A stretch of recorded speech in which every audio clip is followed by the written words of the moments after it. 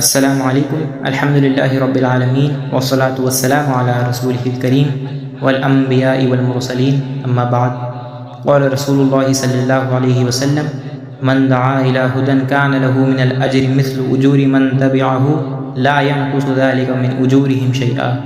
آج سے ہم عقیدہ سیکھنے کی شروعات کریں گے، وہ عقیدہ جو سلف الصالحین کا تھا۔ یہ وہ عقیدہ ہے کہ جو اس پر رہا وہی راہ حق پر ہے، اور جو اس سے الگ ہوا وہ گمراہ ہے۔ سب سے پہلا ٹاپک ہمارا ایمان ہے۔ ایمان میں 3 چیزیں آتی ہیں۔ سب سے پہلے دل سے یقین، دوسرا زبان سے اقرار، تیسرا اعمال میں اسی سے دکھنا۔ آپ دل سے اس چیز کا یقین کریں گے کہ لا الہ الا اللہ محمد رسول اللہ، نہیں ہے کوئی بات کے لائق سوائے اللہ کے، اور محمد صلی اللہ علیہ وسلم اس کے آخری رسول ہے۔ دوسرا، آپ زبان سے اس چیز کا اقرار کریں گے، یعنی آپ کلمہ پڑھیں گے۔ تیسرا، آپ کے اعمال میں بھی وہ چیز دکھنی چاہیے۔ یعنی ایک شخص ہے جو دل سے تو یقین کرتا ہے اس چیز کا لا الہ الا اللہ محمد رسول اللہ، زبان سے بھی اس چیز کا اقرار کرتا ہے، لیکن اس کے اعمال میں کچھ نہیں ہے۔ وہ نماز بالکل نہیں پڑھتا، 5 وقت کی نمازیں نہیں پڑھتا، زکوٰۃ نہیں دیتا، حج نہیں کرتا، رمضان کے روزے نہیں رکھتا، تو ایسا شخص مسلمان نہیں ہو سکتا۔ یہیں سے اختلاف کرا مرجیہ نے اہل سنت والجماعت سے۔ ارجا اس کا لغوی معنی ہے دیر کرنا، اور اس کا شرعی معنی یہ ہے جو لوگ افعال کو نیت اور استقرار سے دیر کرتے ہیں وہ مرجی ہیں۔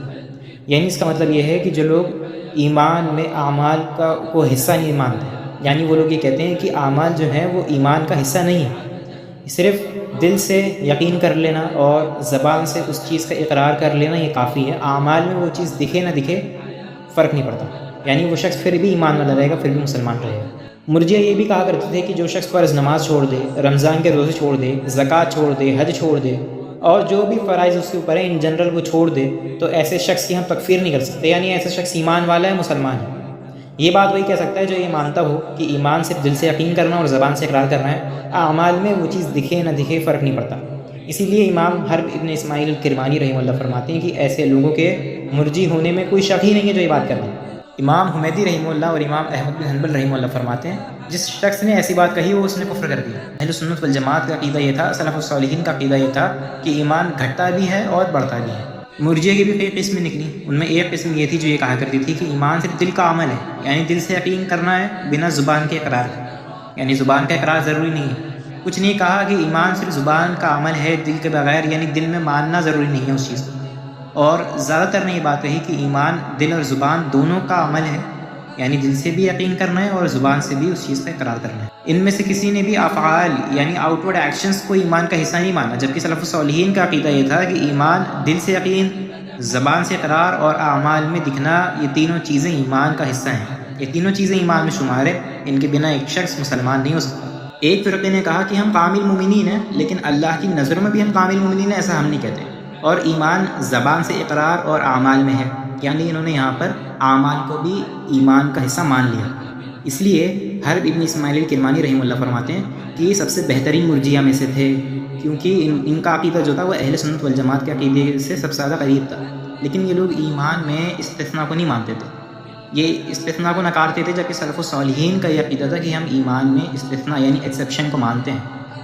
ایک ورڈ ہے مومن، ایک ورڈ ہے مسلم۔ مسلمان ہر وہ شخص ہے جو ایمان لے کر آ گیا، لیکن مومن ہر شخص نہیں ہو سکتا۔